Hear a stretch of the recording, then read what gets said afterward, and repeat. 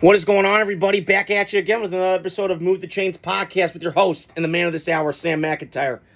Holy shit, we have big news today out of the New York Jets. I'll get to that in a second. Robert Saleh's gone. What the hell's going on with that? I wanted to touch on Monday night's game last night, my post-game reaction, what it means for both teams. Derek Carr, hope you get better, brother. But I wanted to start with the Chief game last night. I watched most of it. If you just look at the box score last night, Chiefs should have won this by 30 points. I mean, they had 62 plays, the Saints 45, and Derek Carr played well last night. I mean, outside the one pick that, it's just Derek has one of those every game. He played really well last night, and they were methodical. They were getting, that Clint Kubiak offense with the stretch zone, play action, get Foster Moreau on the tight end, down this middle, wide open in the end zone, obviously in the corner. So they had a lot of good things going for the Saints last night, and this is a good football team. Now, I did pick before the year started they'd be third place because I just thought the Bucs and the Falcons were just better football teams, a little bit younger. Not to say the Saints aren't good. I just thought they were a little bit old in the tooth. Derek's been there. He's been a long time. Tyrann Mathieu's still there. But their defense is still good. I mean, they listen, they gave us some yards last night. That defense, I know Kansas City's shorthanded and everything. But they look good last night. That's a team that could probably go in the playoffs. I don't know about winning the division, obviously, but I think they could be a wild card team until last night. So I want to touch on from both angles of this thing here. The Saints last night, listen, I know they start off gangbusters, 91 points in 2 games, Carolina, Dallas. We know what Carolina is. We know what Dallas is, roller coaster. I don't know if that Clint Kubiak offense is figured out yet. I think that the way that I've seen it is that they have that, it's the Shanahan offense, like a brotherhood, for Christ's sake. I mean, they could be family members crying out loud. The same offense, stretch leg, stretch, boot, throw on the run, get Derek out in the moon. He's run action guy. Trent Dilfer said that years ago, and I trust Trent Dilfer when it comes to quarterbacks and stuff. It got figured out against Philadelphia. Vic Fangio's been in this league a long time. Kubiak's a young offensive coordinator. I would understand him kind of taking him to the woodshed and kind of fuck around. You're going to find out. I will say, though, this was a better game than they had against Atlanta. Which is wild to me. That series is tied. It's just crazy to me. All the wacky times they played over the years. So I've been watching football. The NFC South, I've always said, is kind of a bizarre division. And I think maybe part of it is they just, the SEC's down there. And, you got Florida, you got the Georgia Bulldogs, you got, the LSU Tigers, and you kind of start looking at it. And Carolina's obviously got Clemson and North Carolina in their own state, so it's kind of a more southern, hell yeah, brother, kind of thing. So I mentioned to the Saints that they, I still think they're a playoff team. They're kind of reeling right now. They've lost 3 in a row. They got to get back in the winning column because, to me, I still think this team has a chance to go to the playoffs and be a wild card. But after last night, hearing about with Derek Carr, and I was trying to get to that in a second. He's out for a couple games with an oblique injury. Now, does that mean that the Saints are kind of doomed? Yeah, for a couple games.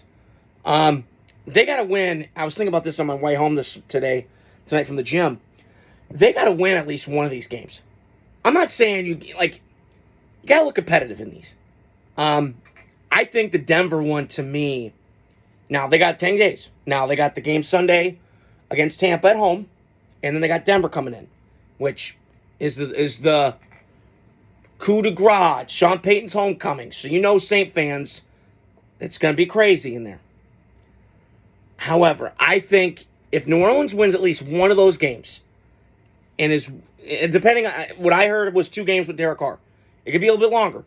So if Derek is out for a little bit, how is Clint Kubiak going to work this offense? Because it's worked with Derek Carr.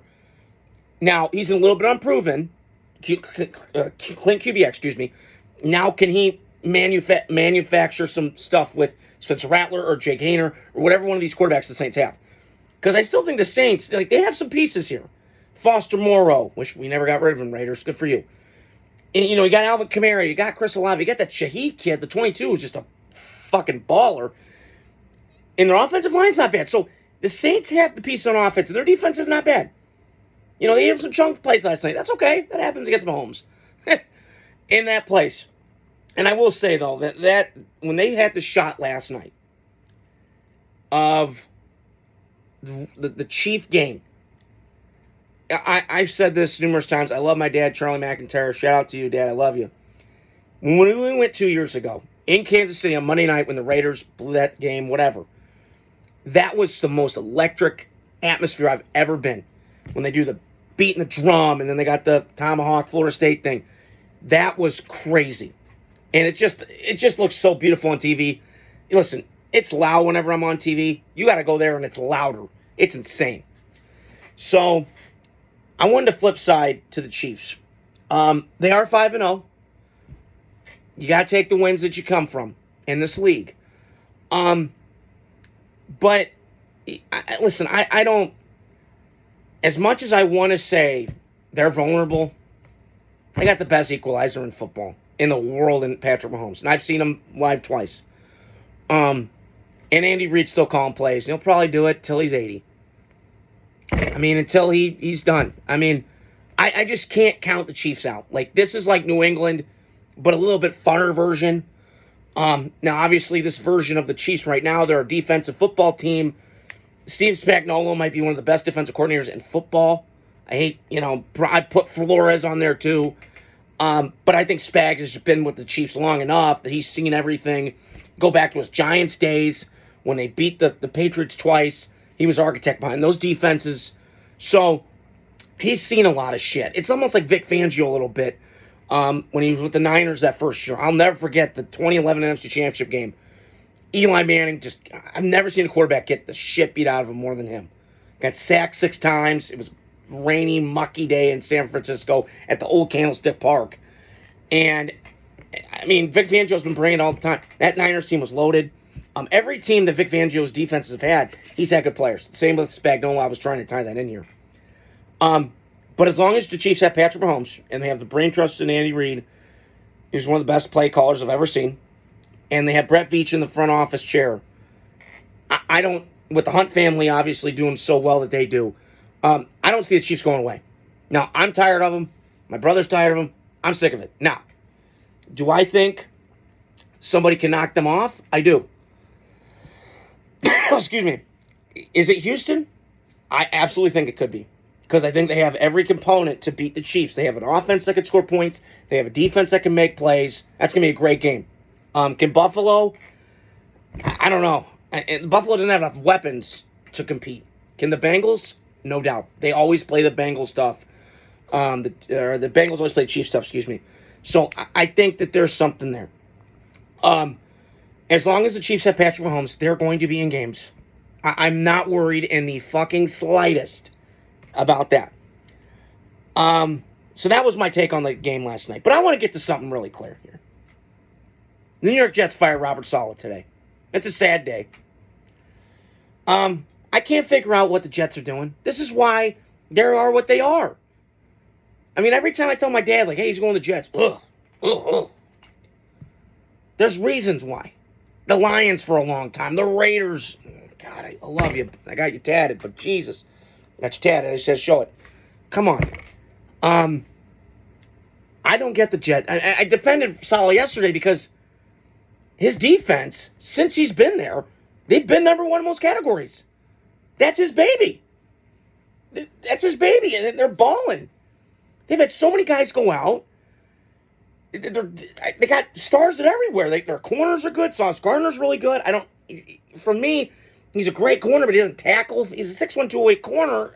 You got to tackle a little bit. That Raider Jet game last year, I'm sitting there going, what are you doing? Tackle the guy. And then the linebackers are really good. The C.J. Mosley, and then you got Quincy Williams, Quinton Williams' brother on the defensive line, who's an absolute monster. I said this a couple years ago. You got Packer game when they upset Green Bay, when Aaron Rodgers was in there last year. He was just a one-man wrecking crew. It was reminding me of Chris Jones when he played the Jags 2018, 4 years prior. So, I just don't understand. Like, I understand that it's not look great for the Jets. I understand that. You're 2-3. It's not looking great. You've been up and down. I get it. But you had a 40-year-old quarterback coming off an injury, and you got one of the worst offensive coordinators in the league. But again, you can't get rid of Hackett because that's Aaron's boy. Jesus Christ, here we go. This is what happens when a desperate franchise like the Jets, fuck around. You're going to find out. It's what happens. And you can't fire Hackett. You can't get rid of him because then it's going to sever the relationship between you, the coach, Saleh, and Rodgers, which is always weird to begin with because Saleh, his ego got in the way, in my opinion. I think that's why eventually got ran out the door. I was hearing some stuff today that, that hug on the sideline with the cockeyed, looked weird, didn't look normal. And then Saleh in the summer with the unexcused, dude, that's where self-awareness is really key. And I want to tie this in. Self-awareness. You got to know what you are, right? Self-awareness. It reminds me of Derrick Rose. Years ago, I heard this from Coward, and it was so funny, and I could relate it to life and football. But Derrick Rose, a couple years ago, he's been hurt so many times. He's one of those athletic point guards that can't shoot, but he's so, oh my God, exciting, oh my God. He had a quote. He's like, I'm trying to take care of my family financially. And we're all like, what? You got $100 million in shoes. What are you doing? That's self-awareness. And Robert Saleh in that instance didn't have self-awareness. So, again, I could blame Saleh for the Rodgers thing and all this stuff. But I also sit back and go, well, I blame Joe Douglas more so. Because Joe Douglas, and listen, he comes from the Ravens, he comes from the Eagles, very well-run, stable organizations in football in the NFL. Excuse me. They've been stable. And he comes to the Jets, and listen, he's done nice things. I give him a B grade as a GM manager. I would. But as I said yesterday, you whiffed on the two most key important positions in football you cannot whiff on in this day and age. Your quarterback and your left tackle. And he whiffed on both. You can't take that back. The owner can be impulsive. I get all that. But Saleh, they're 2-3. They're not out of it. So, I would have waited if I was the Jets to make this move. I don't understand it. I've heard different viewpoints today on what's going on. For me, I would have waited with the Jets. Waited till after the Bills game because that's a big Monday night stage. It's a rematch of the last year opener where Rodgers got the flag out, which was so cool to see. 9-11, it was awesome that Rodgers got hurt and derailed the season. I get all that. But it's another rematch in New York, in the Meadowlands, for the Jets to kind of flex their muscles a little bit. Say, you know what? We're going to get this thing rolling. Because if you're 3-3, you're right there in the first place in the AFC East. You're right there. And honestly, that division right now is kind of for the taking. Buffalo, as I mentioned, they have some weapons. Josh Allen's still Superman. He's great. But they're weapon deprived. I mean, they got Dalton Kincaid. They got Dawson Knox. They're trying to run the ball and do the play action game. I get all that. But you got to have weapons to beat the Chiefs. You got to have more weapons. And then I look at the Texans, okay, they could compete with the Chiefs. So, with the Jets, this is what happens. You fuck around and find out. And the other thing with the Jets offense that I can't figure this out is Aaron Rodgers doesn't like motion. What day and age are we? This is like people who don't have Amazon Prime in my day and age. What the fuck are we doing? You're a dinosaur. You got to have Prime. So, I don't know why Aaron doesn't. Again, this is why I've been critical of Aaron Rodgers. Exactly why. And there's another guy in this league that reminds me of Aaron. It's the little midget guy up in Arizona. And I just got to say something because I know I'm getting on topic with the Jets, and I just wanted to say this. Kyler Murray disgusted me Sunday. He disgusted me. He threw a pick to Bosa. It was a freak play. 30-yard interception return, and Kyler just stands there. It's like gawking at a girl who has a nice ass. What are you doing? That's not mature. And I go back to this with Kyler, and I've been banging this fucking drum all the time with quarterbacks. You need to show leadership, and he does not show it. Sitting on the sideline by himself. Not, Buda Baker got hurt, as I mentioned before, and he didn't go on the field. That's a problem. And listen, not my fault, not my problem.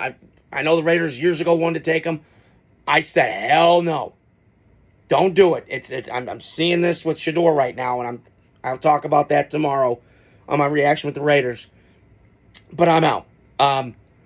But the Jets, this is what happens. You fuck around, you're going to find out, and you give all the power to Aaron Rodgers. I don't know what happens. I hope the Jets get the right guy. Because when I look at this roster, it's not bad. There's a lot of components. You got pretty good running backs. Your line's okay. You got something there.